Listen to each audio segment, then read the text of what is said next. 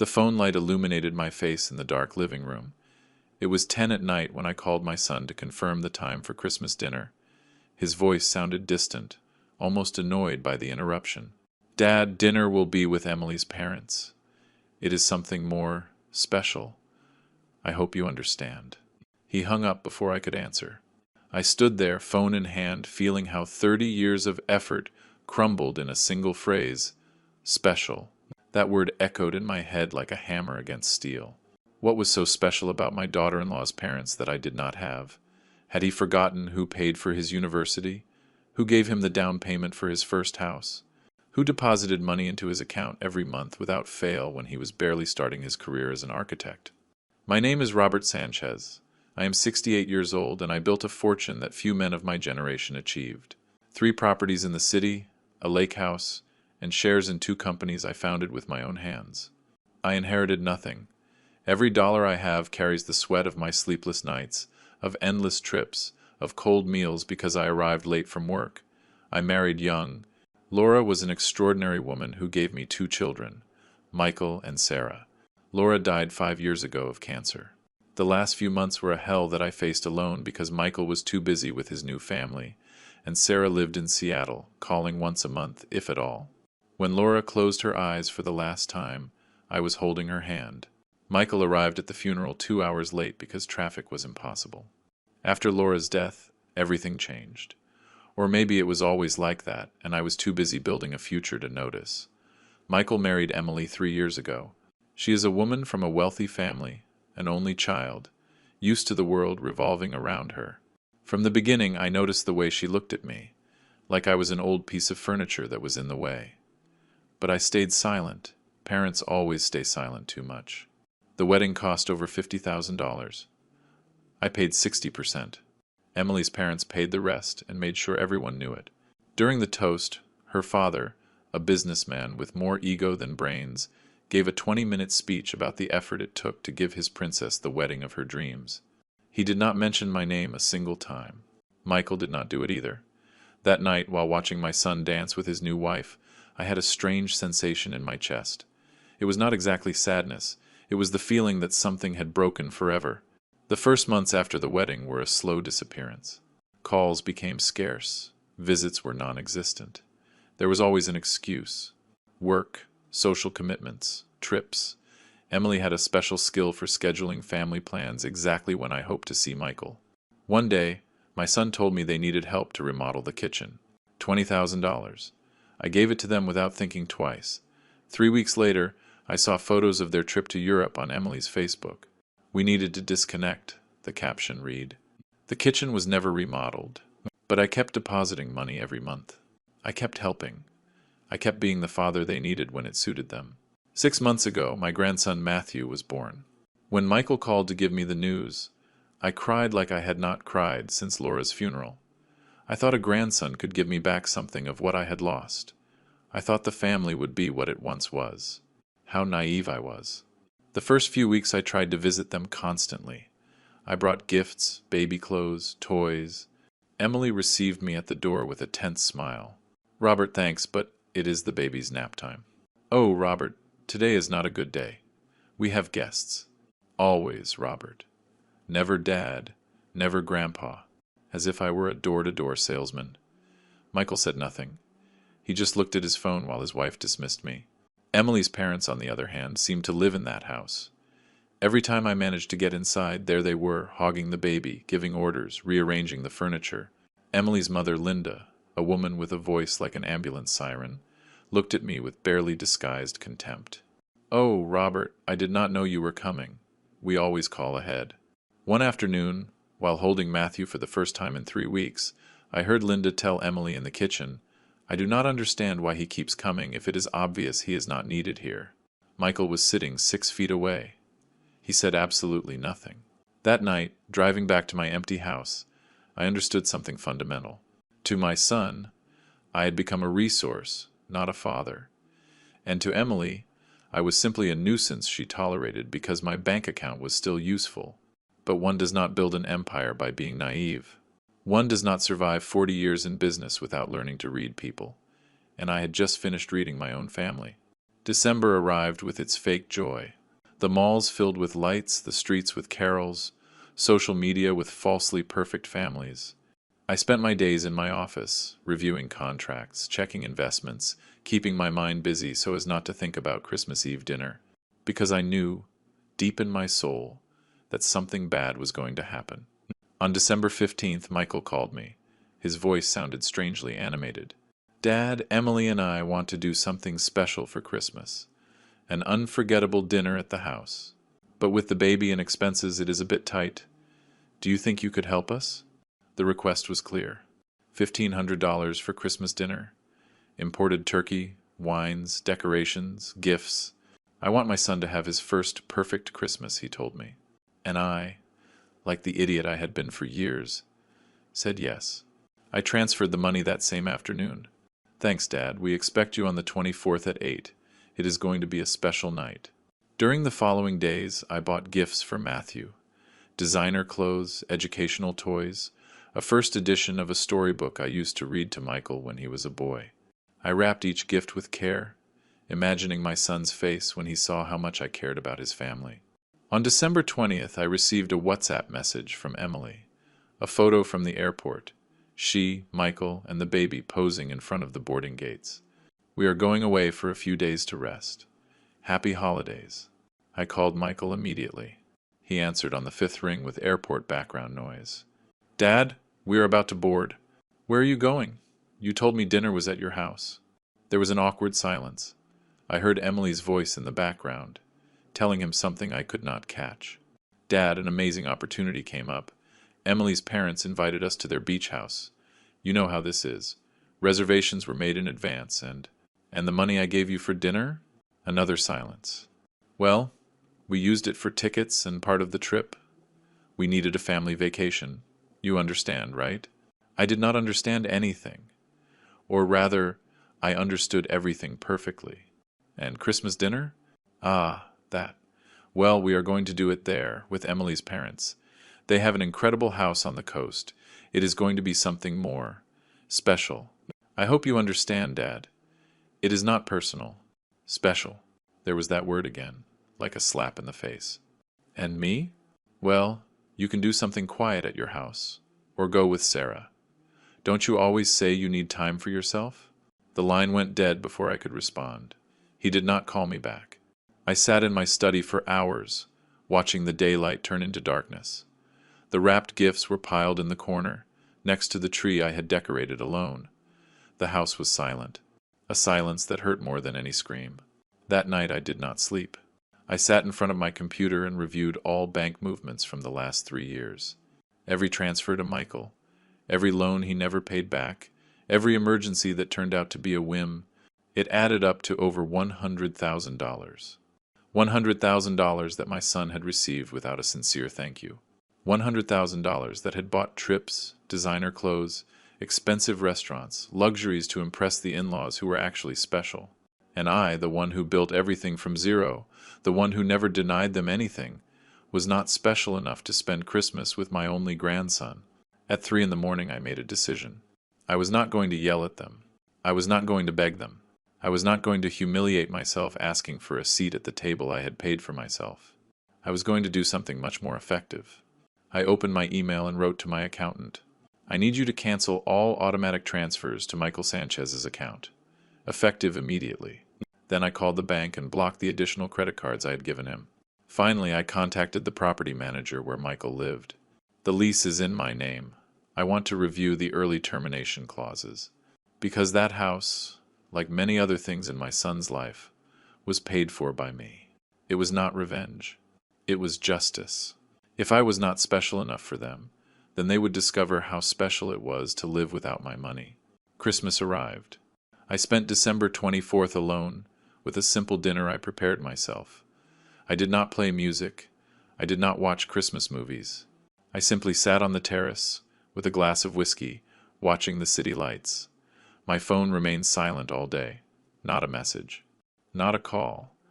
As if I did not exist. But I existed, and I was about to remind them exactly who I was. On December 28th, 3 days after Christmas, my phone rang at 11 at night. It was Michael. I answered on the third ring. Dad! His voice sounded altered, almost desperate.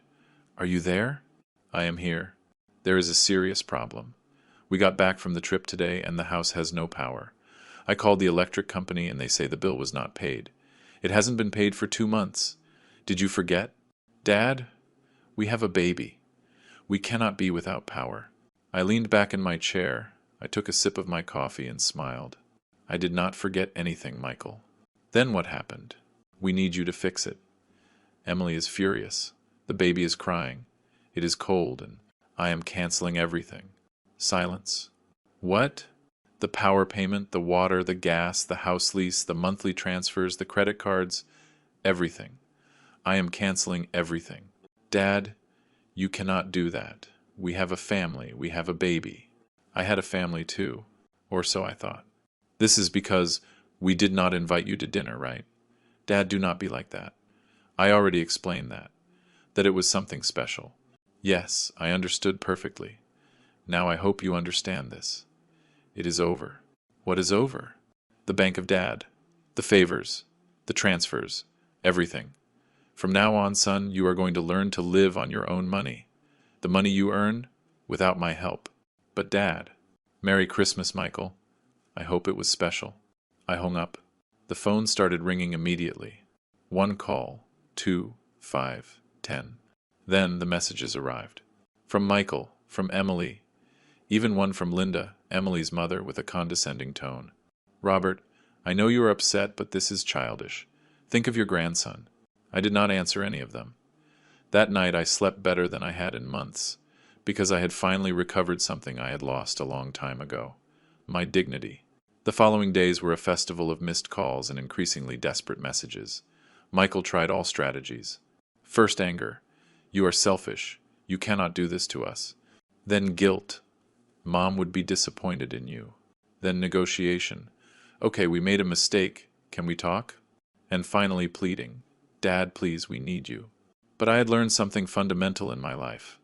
Respect is not begged for. It is earned. And they had lost the right to ask me for anything. On January 3rd, Emily appeared at my house. She rang the doorbell insistently until I opened.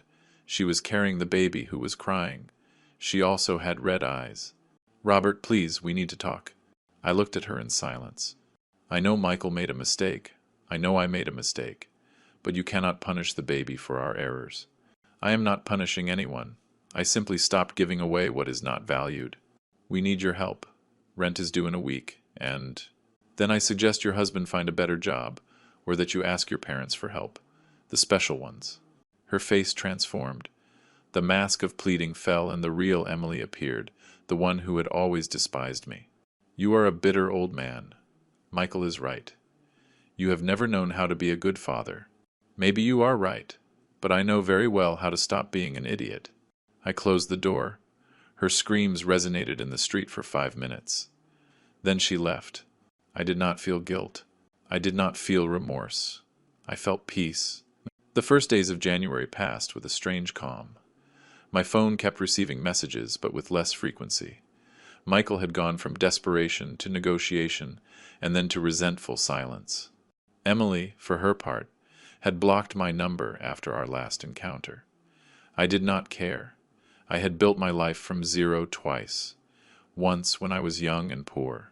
Another when Laura died and left me alone in this huge house. I could rebuild my relationship with solitude a third time, or so I thought. On January 9th, I received a call from Sarah, my daughter, the one who lived in Seattle and barely spoke to me twice a year. Her voice sounded worried, but also annoyed. Dad, what did you do? Good morning, Sarah. How are you? Michael called me crying. He says you kicked them out, that you took everything away, that they are about to lose their house. I poured myself a coffee while I listened. I already knew this story. I already knew how it would end. Is that what he told you? Dad, they have a baby. You cannot be so cruel. Cruel? I am the cruel one? I know Michael did not invite you to Christmas, but that does not justify. Sarah, when was the last time we spoke? Silence. When was the last time you visited me? When was the last time you remembered you have a father? Dad, I have my life in Seattle. I have my job. Exactly. You have your life. Michael has his. Everyone has their lives. Everyone except me, apparently. I only exist when you need money. It is not fair that... You know what is not fair, Sarah? Burying your mother practically alone because you were too busy. Spending 3 consecutive Christmases dining in restaurants because neither of my children had time for me. Discovering that the money I gave for a kitchen was spent on a trip to Europe. That is not fair. Another silence. Longer. I didn't know that. Of course you didn't know. Because you never ask. Neither of you asks. You only call when you need something. Dad. Sarah, I love you. You are my daughter and you always will be. But I am not going to continue being an ATM with feelings. If Michael needs help, let him work. If you need something, we can talk like adults. But gifts without reciprocity are over. Money without respect is over. She hung up without saying goodbye. That night, sitting in my study, I reviewed the family photographs I kept in my desk drawer. Laura and I at our wedding, the small children laughing on the beach, Michael graduating from university in his cap and gown, Sarah the day she moved to Seattle, hugging me at the airport. At what moment had everything broken down?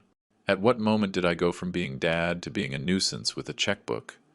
The answer arrived with brutal clarity. When I stopped demanding respect because I was afraid of being left alone. But now, I was alone anyway. The difference was that I had chosen this solitude, and there was dignity in that. On January 15th, my accountant called me with interesting news.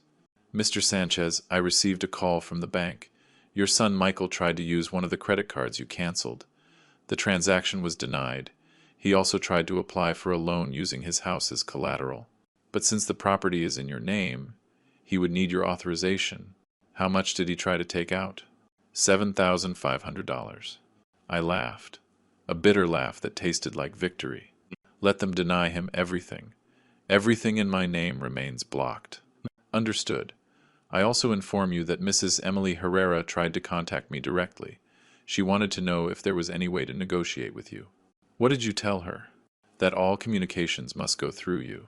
She got quite upset. Perfect. Keep it up. That same afternoon, while having lunch at my favorite restaurant, a discreet place downtown where I had known the owner for 20 years, I received a message from an unknown number. Robert, I am Linda, Emily's mom. We need to talk. It is urgent. I left the phone on the table and continued eating my steak. It was perfectly medium rare, just how I liked it. The red wine was a reserve I had personally chosen. The background music was soft jazz. Everything was perfect. The phone vibrated again. Robert, I know you are there. Answer. This is for the good of your grandson. Always the grandson. Always the guilt. I dialed the number. Linda answered on the first ring with her usual shrill voice. Robert, good thing you answered. Look, I know you have had differences with the kids, but this has gotten out of control. Emily is very stressed. Michael cannot concentrate on his work. The baby is suffering, or you are suffering because you no longer have access to my money. Do not be rude. This is serious. You are right. It is very serious. So serious that I need you to understand something, Linda. Your daughter and my son are adults. Adults who decided to use me as a personal bank while excluding me from their family. Now they are learning what real life costs. But you have plenty of money. What does it cost you to help them? That question. That damn question that sums up everything that is wrong. What does it cost me? It cost me 30 years of work. It cost me building a business from scratch. It cost me sacrificing time with my family to give them a future. And now it costs me my dignity to keep giving away what is not valued. You are selfish. A selfish old man who... I hung up. I blocked the number. And I ordered dessert. Days turned into weeks. February arrived with its cold, dry air. I had resumed my routine. Gym in the mornings, office until noon, meals with old friends, reading in the afternoons. I had forgotten how good it felt to live for oneself. My businesses were prospering. Without family distractions, I had closed 2 major contracts. My wealth kept growing. Ironic, I thought. While my family was crumbling, my fortune was increasing. On February 14th, Valentine's Day, I received a package at my door. It was a large box, wrapped in pink paper. I opened it with curiosity.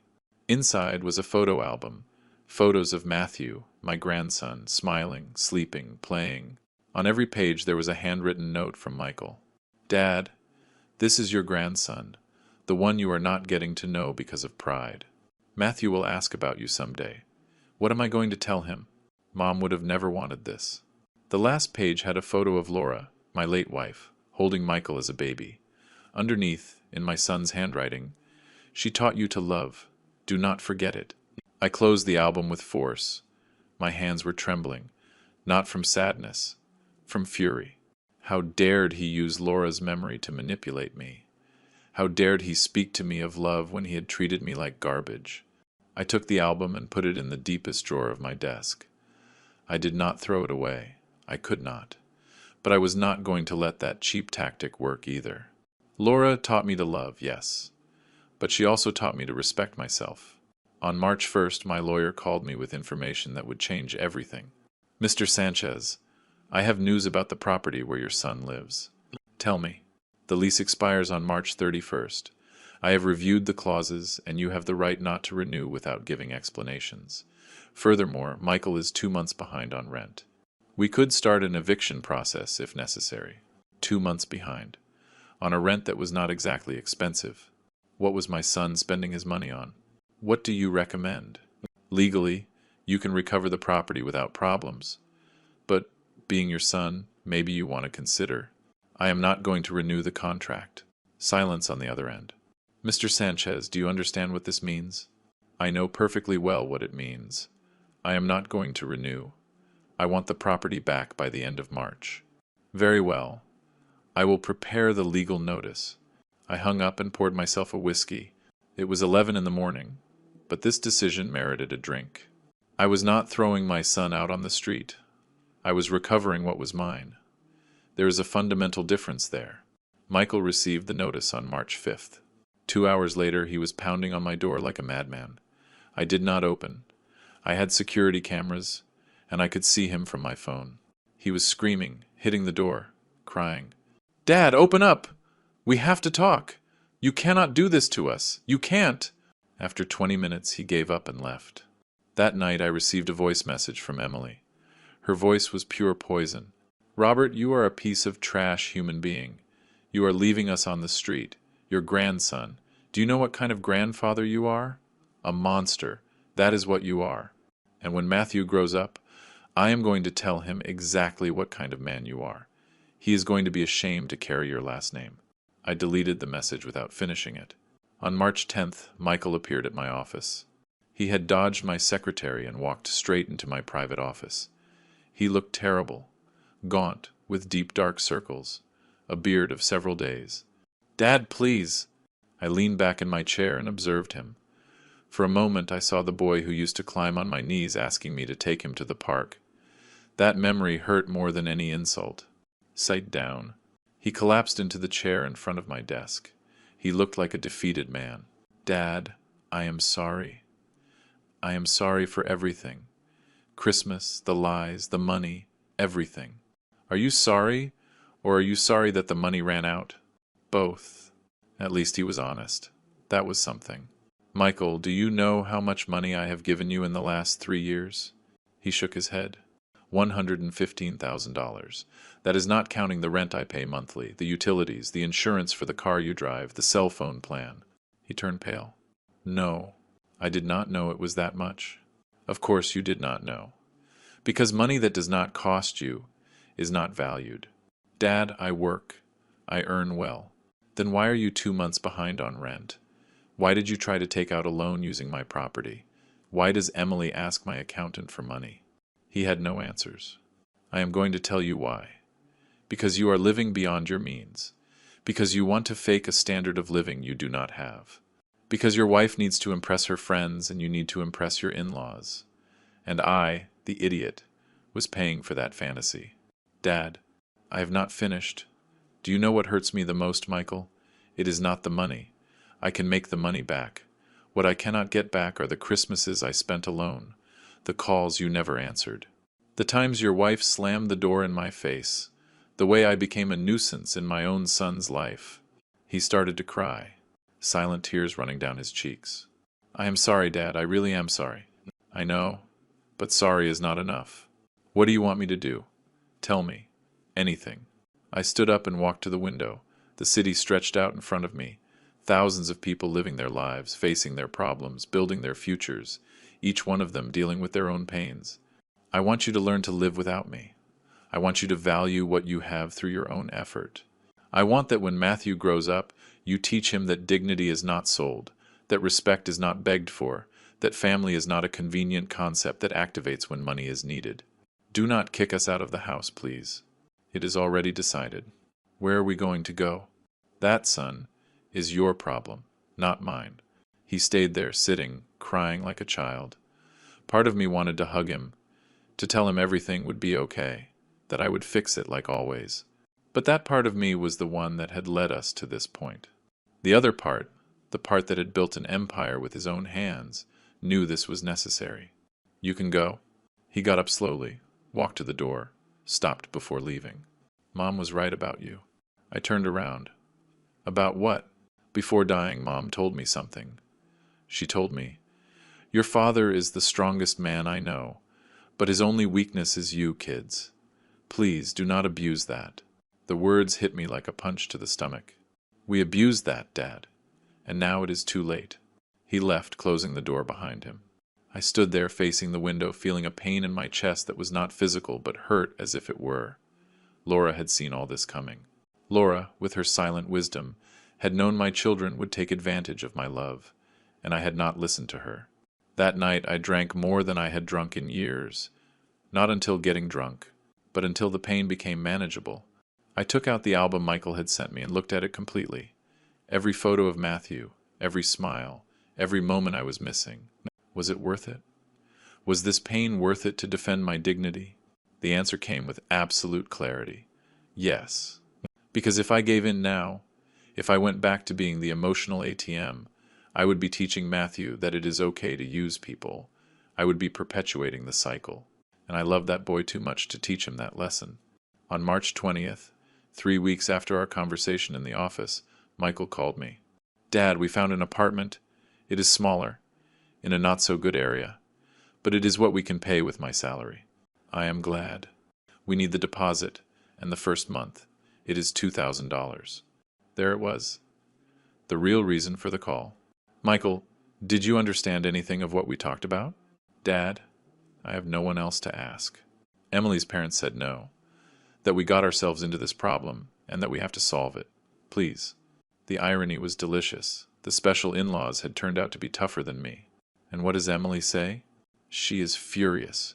She says this is your fault, that if you were a normal father... Stop. Silence. Michael, listen to me well. I am not going to give you that money. I am not going to give you anything. You can sell your television. You can sell your furniture. You can take out a loan at the bank. You can do what millions of people do every day. Solve it with your own resources. Dad, we are your family. Then learn to treat me like family, not like a bank. I hung up. This time there were no more calls. No more pleas. It was as if they had finally understood I was serious. On March 31st, the day the contract expired, I sent my lawyer to supervise that the property was empty. He reported to me at 6 in the evening. Mr. Sanchez, the property is vacated. They left everything clean. There were no damages. They left the keys with the doorman. Did you see Michael? No, sir. Only some movers. He hadn't even had the courage to face me. That night I went to the property. It was a beautiful apartment in the Heights. 3 bedrooms, 2 full bathrooms, terrace with city view. I had bought it 10 years ago as an investment. Michael had lived there the last 5 years without paying a single dollar of rent. I walked through the empty rooms. My steps echoed in the silence. In the room that had been Matthew's, I found a drawing stuck to the wall, colored scribbles made by a childish hand. I peeled it off carefully and put it in my wallet. It was the only thing I would take from there. April began with a disturbing calm. I knew nothing of Michael. I did not know where he lived, how he was, if Matthew was okay. Part of me wanted to call, ask, make sure they were not going hungry. But the stronger part of me knew that asking would be surrendering. And I do not surrender. On April 15th, while checking my email at the office, I received a notification from LinkedIn. Michael had updated his profile. New job. A position at a smaller architecture firm than the previous one, but with a title of greater responsibility. I felt something similar to pride. My son was fighting. A week later, Sarah called me. For the first time in months. Dad, can we talk? Sure. I want to come see you. I am coming this weekend. Do you have time? My daughter wanted to see me. Without asking me for money first. Without excuses. I have all the time in the world. On Saturday, Sarah arrived at my house with 2 suitcases. She had cried in the taxi from the airport, she told me. I did not know what to expect. We sat on the terrace with coffee. She looked different. More mature. Sadder, too. Dad. I spoke with Michael. How is he? Destroyed. But also different. He is working harder than ever. Emily had to get a job, too. They are living in a small apartment downtown. Matthew is in a public daycare. Every word was a dagger in my chest. But I maintained a neutral expression. I am glad he is working. Dad, is all this worth it? Is it worth losing your family for pride? It is not pride, Sarah. It is dignity. And yes, it is worth it. She cried. I wanted to cry too, but I didn't. I came to tell you something, she said finally. I came to ask for forgiveness. For not being there when Mom died. For not calling you. For treating you like an ATM. Michael is not the only one who did it wrong. I did not expect that. I also came to tell you that I admire you. That what you did was the hardest thing a father can do. Letting his children fall so they learn to get up. I got up from my chair and hugged her. I hugged her like I hadn't hugged anyone since Laura died. And there, on that terrace, with my daughter in my arms, I felt something beginning to heal. Not everything, but something. Can you stay a few days? I asked her. I am staying all week, if you invite me, of course. You will always be welcome in this house. Always. That week with Sarah was a gift. We cooked together, we watched movies, we talked about Laura, about the mistakes of the past, about the uncertain future. She told me about her life in Seattle, about her work as a veterinarian, about her boyfriend who wanted to meet me. Why did you never tell me? I asked her. Because I thought you didn't care. That you only cared about Michael because he needed you more. God, is that how my daughter had seen me all these years? Sarah, you have always been important to me. I know now. But before, I didn't know. Another painful lesson. In my attempt to help Michael, I had neglected Sarah. I had assumed that because she was independent, she didn't need me. We all need to be needed. The last day before Sarah returned to Seattle, she told me something I will never forget. Dad, Michael asked me to tell you something. I told him no, that he had to tell you himself, but he insisted. What thing? He says thank you. That he hates admitting it, but this has been the most important lesson of his life. That he is learning to be the man you wanted him to be. And that someday, when he is ready, when he has something to offer you besides need, he is going to knock on your door. My chest hurt again, but it was a different pain, a pain that healed while it hurt. Tell him the door will always be open, but he has to knock on it. I am not going to look for him. Sarah nodded.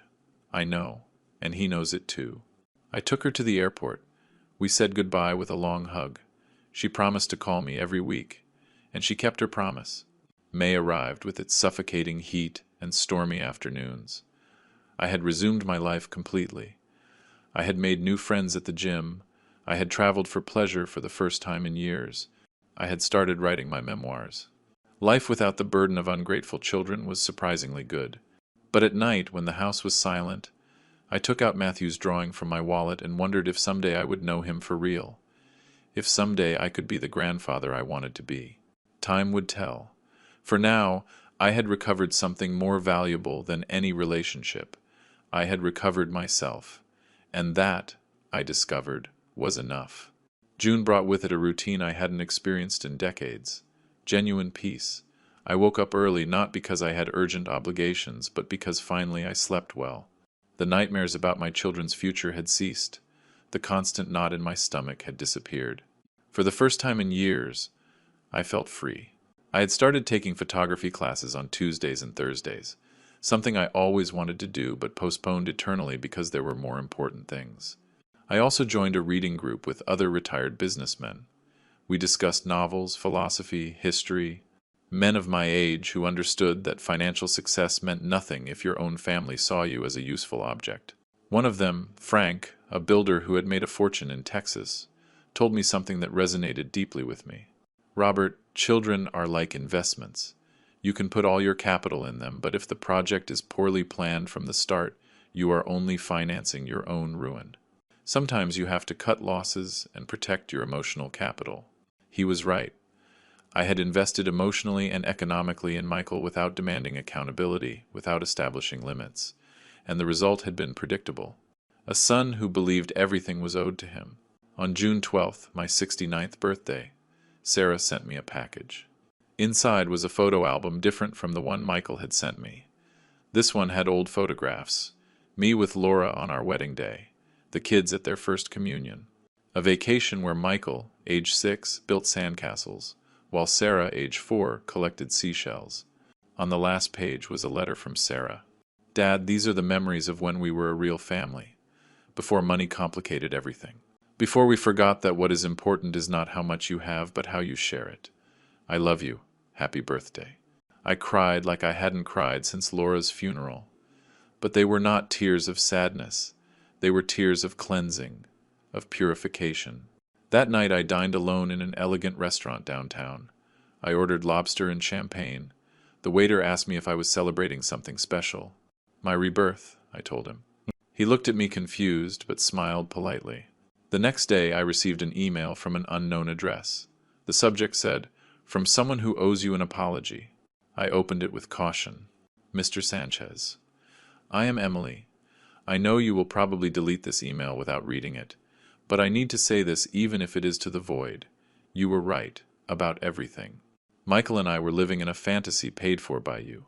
I treated you horribly because you reminded me that our life was borrowed, not earned, and that made me feel small. These last months have been the hardest of my life. We had to sell almost everything. My bank account is almost empty.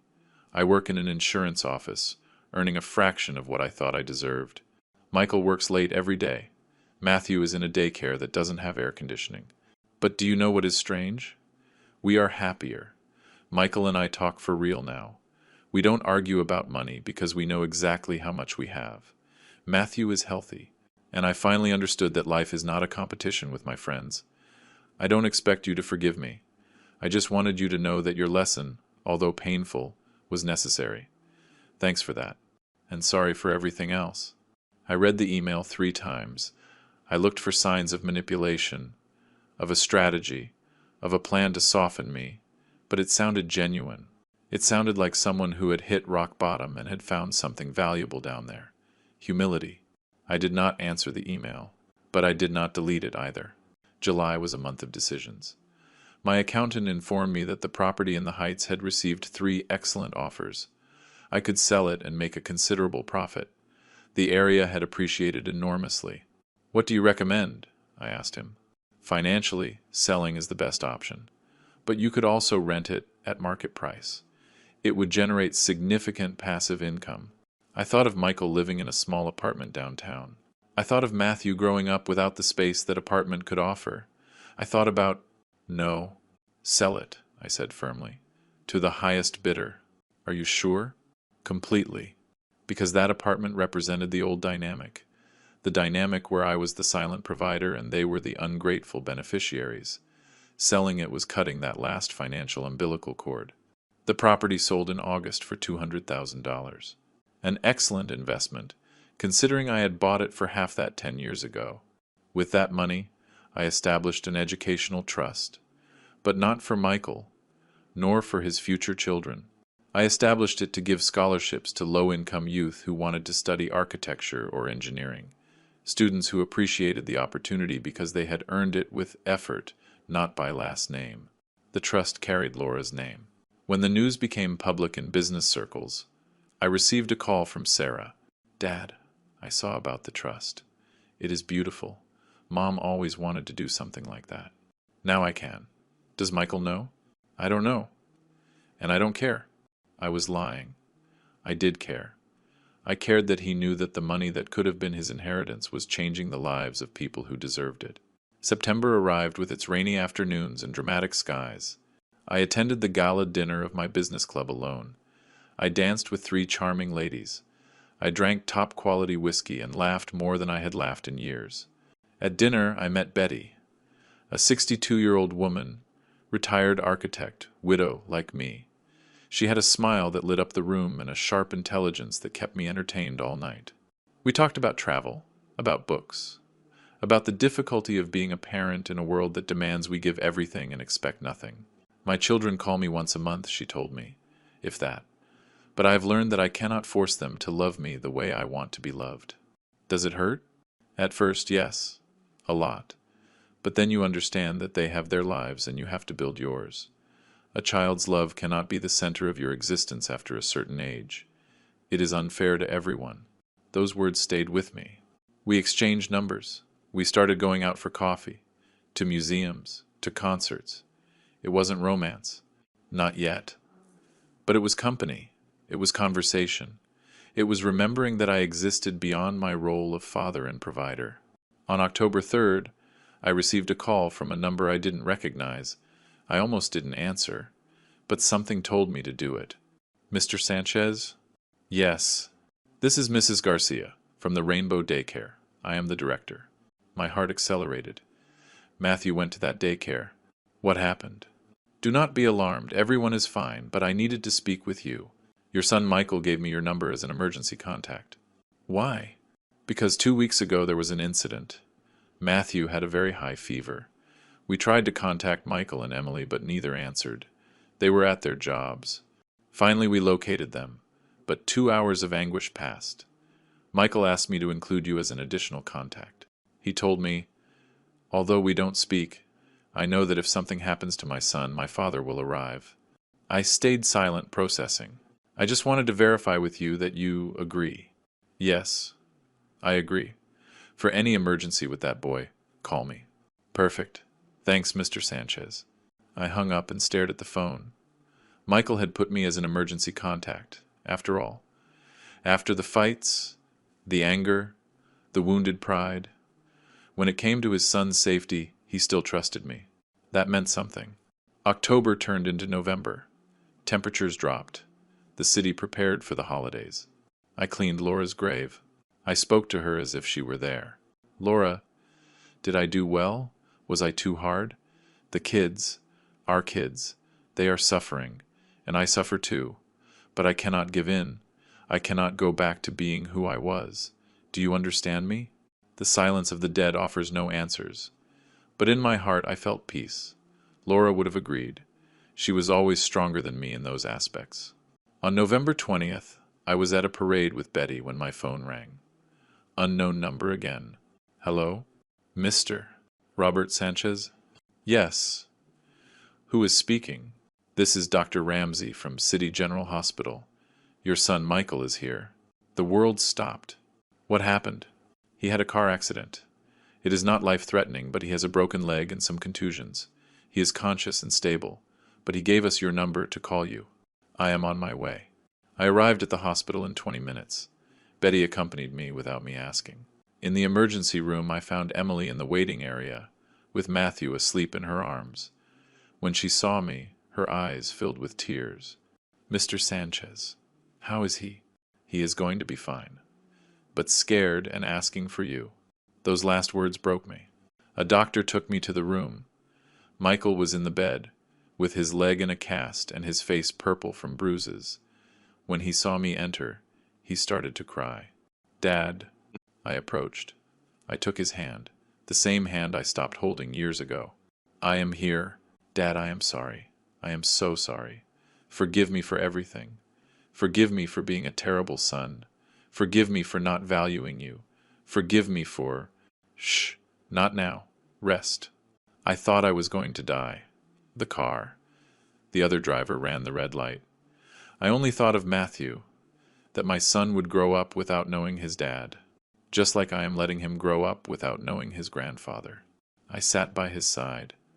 I did not let go of his hand. You are not going to die. You are fine. Dad, these months have been hell, but they have also been the best of my life, because I learned to work for real, to appreciate what I have, to value Emily because she is with me in good times and bad. not just when there is money. I am glad. And I learned something more important, that love is not measured in dollars, that respect is not bought, that family is something you build every day, not something you demand because a blood tie exists. Those words, exactly what I wanted him to learn. Michael, listen to me. I am proud of you, of the man you are becoming. Really? Really. He cried harder. I cried too. There, in that hospital room, we hugged like we hadn't hugged in years. It wasn't a complete reconciliation. It wasn't erasing the past. But it was a start. Emily entered with Matthew. The boy woke up and saw me. To my surprise, he extended his little arms towards me. Grandpa? That word, that simple word I had never heard from his lips. I took him in my arms. He smelled of baby soap and innocence. He looked at me with those huge eyes, identical to Michael's when he was a boy. Hi, Matthew. I am your grandpa. Grandpa Robert, said Emily softly. Michael has been talking to him about you. Every night before sleeping, he tells him stories about his grandfather, who is strong and wise. I looked at Michael. He nodded. I tell him that someday, when I am a better man, we are going to visit you, and that day I am going to be able to look you in the eyes without shame. That day is here, I told him. I spent the whole night at the hospital. Betty left after making sure I was okay. Emily stayed too, in the corner chair, hugging Matthew. Michael slept thanks to the painkillers. I stayed there, in that room, watching my family, my injured son, my exhausted daughter-in-law, my sleeping grandson, and I realized something fundamental. I had won, not the battle. I had won the war, because my son had learned. He had fallen. He had gotten hurt. He had hit rock bottom. And there, at that bottom, he had found his dignity. He had found his strength. He had found the respect that I couldn't teach him with words, but I could with actions. Sometimes the greatest love is letting them fall, so they learn to fly. In the morning, when Michael woke up, I asked him, "Do you need anything?" "Just that you are here." "I am here." "Dad, I am not asking you for money. I don't want you to think that." "I know. But I do want to ask you something." "Tell me." "I want you to know your grandson, for real. I want you to come to our house, even though it is small and humble, that you eat with us, even if we only have enough for pasta soup, that you be part of our life, not our bank." I looked at Emily. She nodded with tears in her eyes. "Nothing would make me happier." Michael smiled, a genuine smile I hadn't seen since he was a boy. "And, Dad, someday when I have money saved, I want to pay you back, even if it is a part of everything I owe you, not because you ask me, but because it is the right thing. You don't owe me anything. You owe yourself everything, and I am going to spend the rest of my life showing you that it was worth not giving up on you." That afternoon, when Michael was discharged, I took them to their house in my car. It was an old building downtown, without an elevator. The apartment was small, maybe 500 square feet, but it was clean, tidy, full of photos of Matthew, and I, sitting on that small, worn-out sofa, felt richer than ever, because I had something money cannot buy. A family that finally valued me, not for what I had, but for who I was. That night, back in my big empty house, I called Sarah. "Daughter, can you come spend Christmas with me?" "Of course, Dad. I was going to come anyway." "Invite Michael too, and Emily, and Matthew, and bring your boyfriend. I want to meet him." Silence on the other end. "Really? Dad, are you sure?" "I have never been more sure of anything." "What happened?" "It happened that my son finally grew up, and I finally understood that love is not giving everything. It is knowing when to withdraw, so they learn to walk alone," Sarah cried. "I did too. Is it going to be the best Christmas, Dad?" "Yes, because it is going to be the first one where we all understand the value of being together." I hung up and poured myself a whiskey. I toasted alone, in my study, in front of Laura's photo. "We did it, love. It was painful. It was terrible. But we did it." November said goodbye with its last rains. December was about to arrive, and with it a Christmas that promised to be different. A Christmas where I would not be the silent provider.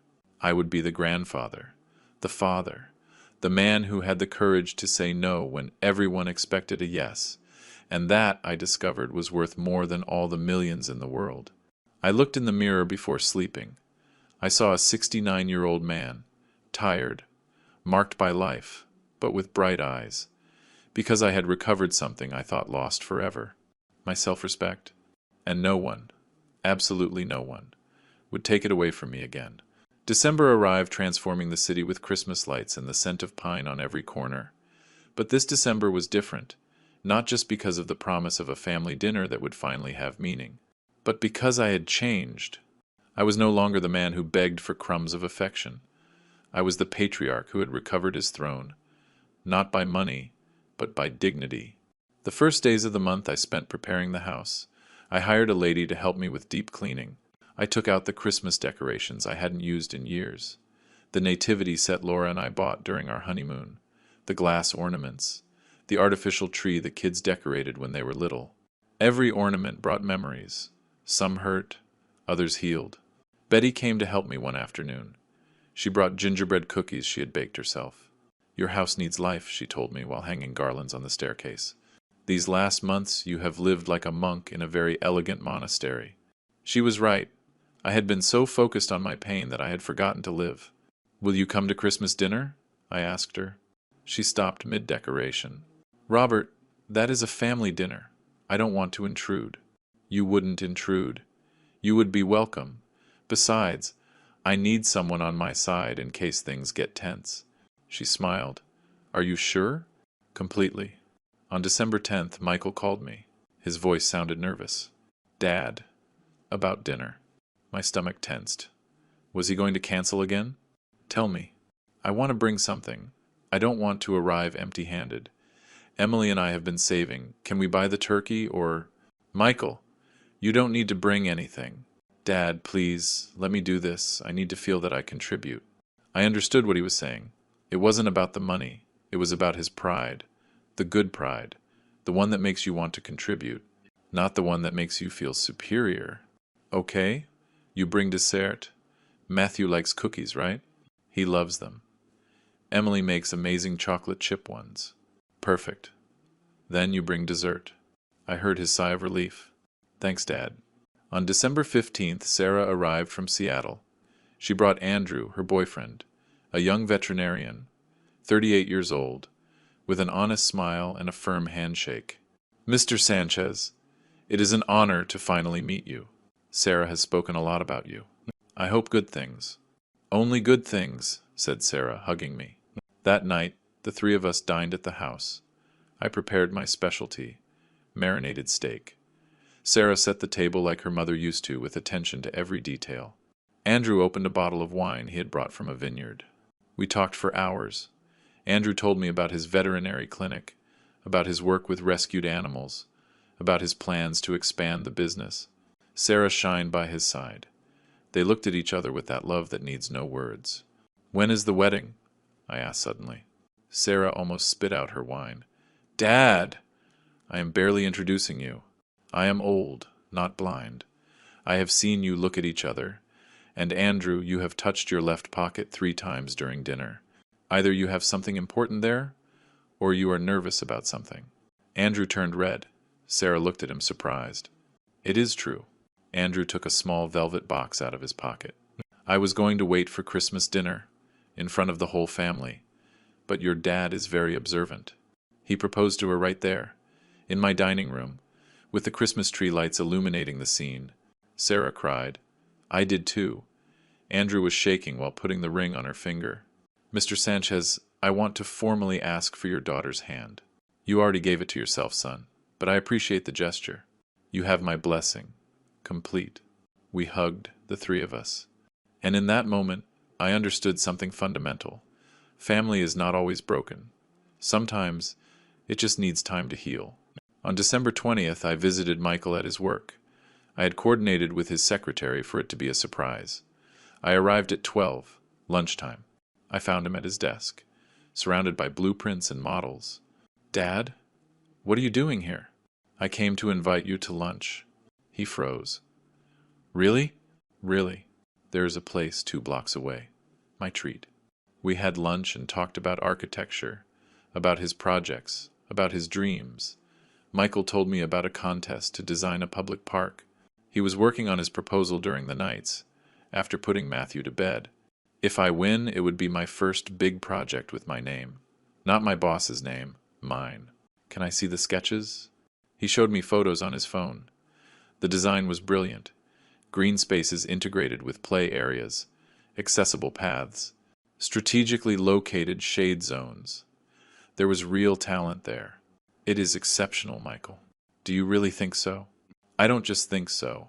I know so. You have your mother's eye for spaces and my stubbornness to do things right.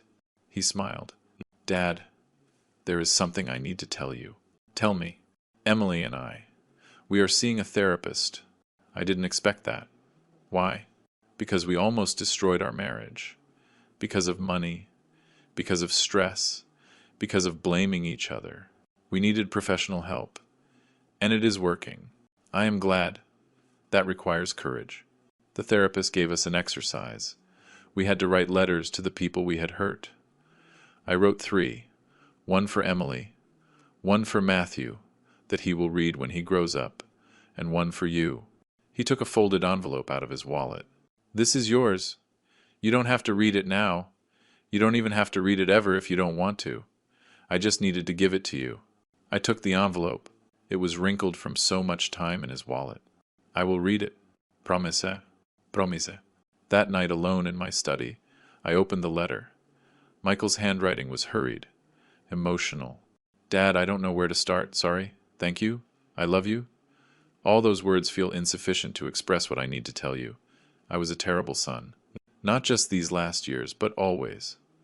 When Mom was sick, I was building my perfect life with Emily. When you were alone, I was busy being important at my work. When you needed company, I needed money. I saw you as an infinite resource, like a well that would never run dry. And when it dried up, I got mad at you instead of getting mad at myself. These months without you have been hell, but they have also been my salvation. I learned to work for real. I learned that money is not magic. It is the result of effort. I learned that Emily loves me for who I am, not for what I can give her. I learned that being a father means sacrifice, not delegation. And I learned something more important, that you were always teaching me these lessons, but I was too comfortable to listen. You took away the money, the house, the comforts. And with that, you gave me the greatest gift, the opportunity to become a real man. I don't expect you to forgive me immediately. I don't expect us to go back to what we were. I only hope that someday when you see me, you can feel pride instead of disappointment. I love you, Dad. I always loved you. Only I was too lost to know it. Your son, Michael. I folded the letter carefully and put it in the drawer where I kept Laura's photos. The most important words deserve to be close to the heart. On December 23rd, the day before dinner, I received an unexpected visit. Linda, Emily's mother, knocked on my door at noon, alone, without her usual entourage of arrogance. Robert, can we talk? I let her in. I offered her coffee, which she rejected. We sat in the living room with palpable tension between us. I came to ask for forgiveness, she said finally. I almost fell off the chair. Excuse me?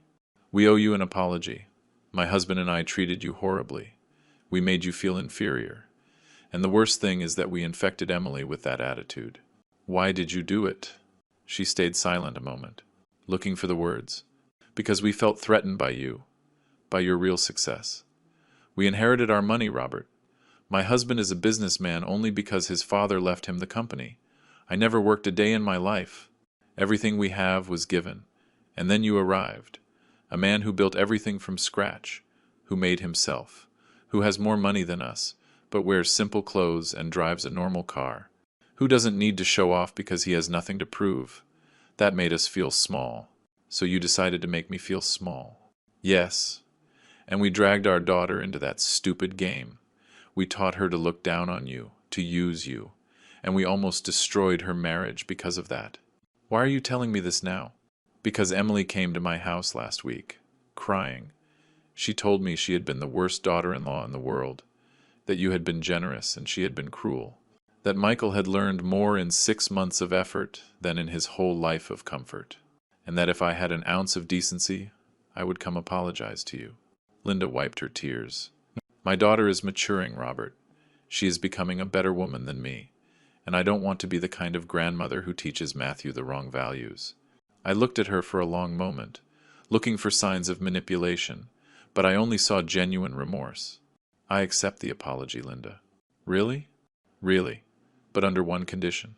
Whatever it is, that tomorrow at dinner we all start from zero. No grudges, no competitions, no egos, just family trying to be better. Deal. December 24th dawned cold and bright.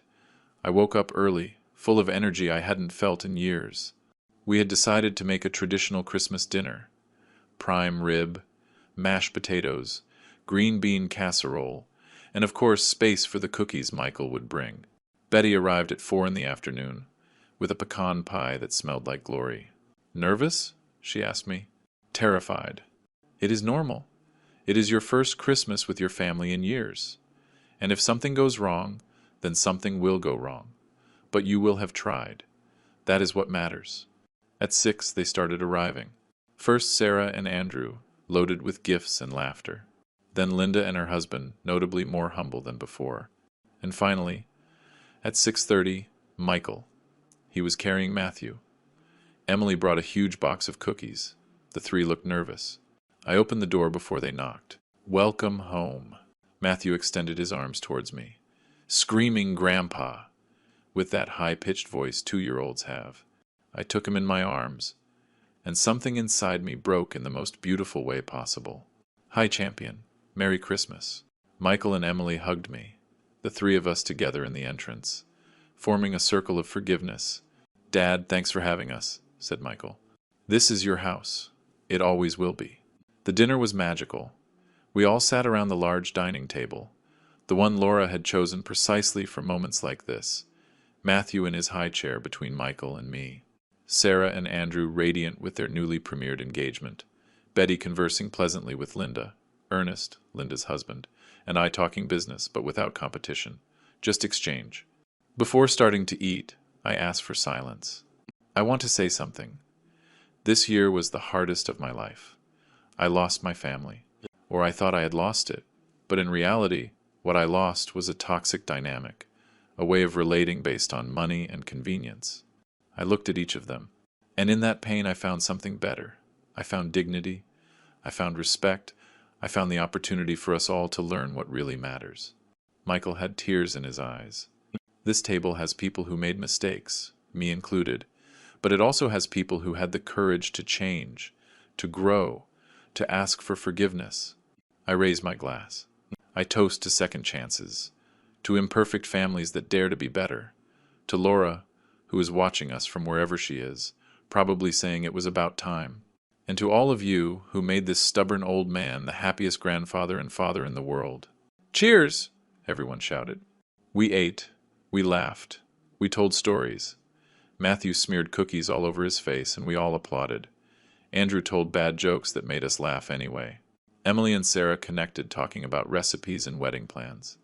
Linda offered to help with the wedding organization, without trying to control everything. And Michael and I had a moment alone on the terrace, while the rest sang carols in the living room. Dad, I have something for you. He gave me a small envelope. It is not much, but it is a start. Inside was a check for $1,000.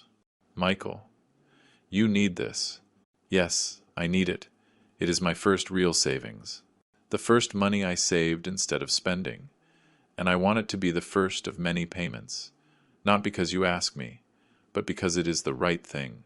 Son, someday I am going to pay you back everything, every dollar, and when I do, I am going to be able to look you in the eyes and say, I am a man of my word. I tore the check in front of him. What are you doing? That money is for Matthew, for his education.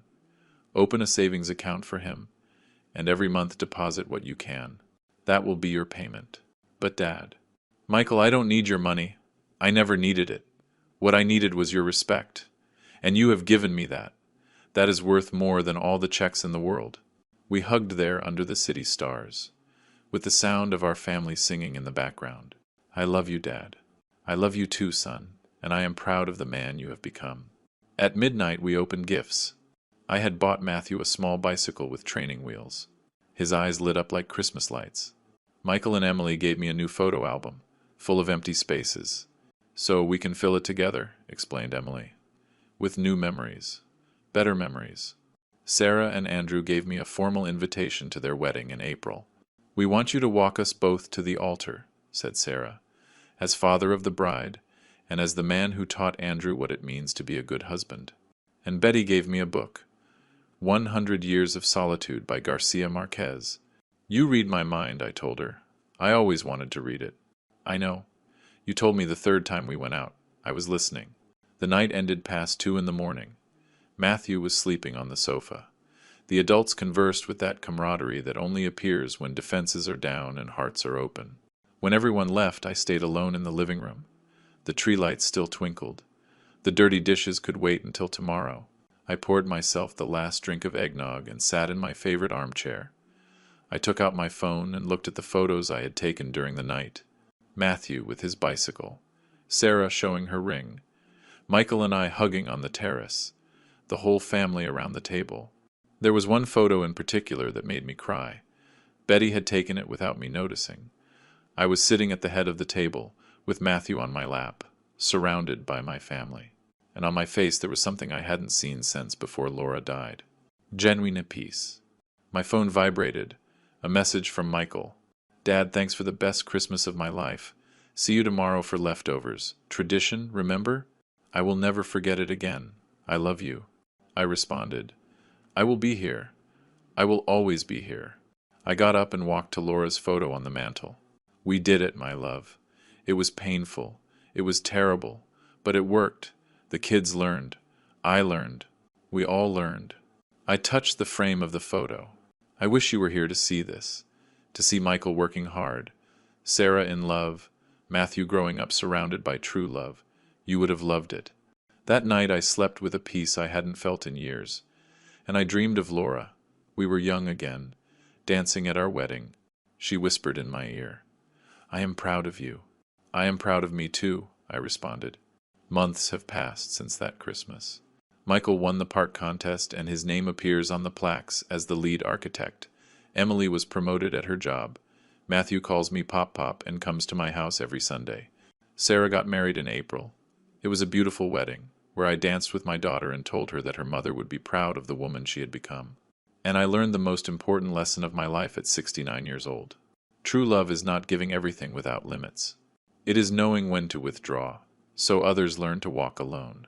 Sometimes the greatest show of love is saying no when everyone expects a yes.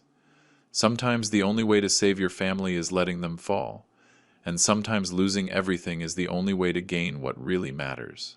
My name is Robert Sanchez. I am 69 years old, and finally I know who I am. A man who had the courage to demand respect instead of buying affection. If you are listening to this story and you identify with it, I want you to know something. You are not alone. Many parents fall into the trap of giving without limits because we confuse love with provision. But the true gift we can give our children is not money. It is teaching them the value of effort, the importance of dignity, and the meaning of respect. And if you are a child who is using their parents, I tell you this with all the love in the world, wake up before it is too late. Because the day we are no longer here, you are not going to remember the money we gave you. You are going to remember the time you didn't spend with us, and that regret is not cured with anything. Family is the greatest treasure we have, but like all treasures, it requires care, respect, and constant work. Thanks for listening to my story, and remember, it is never too late to recover your dignity. Never,